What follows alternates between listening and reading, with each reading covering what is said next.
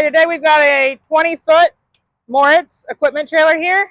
This trailer is 20 foot on the deck, 7 wide. We're going to have our standard I-beam that Moritz builds, 2 5/16 ball. That is an adjustable coupler. They put a standard aluminum toolbox on these trailers. This trailer is a 16,000 pound rating, so it's going to have 2 8,000 pound torsion axles under it. Got our nice wood deck, stake pockets.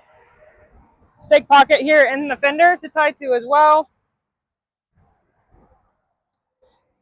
What I love about these is the aluminum ramps. They truly are much lighter weight.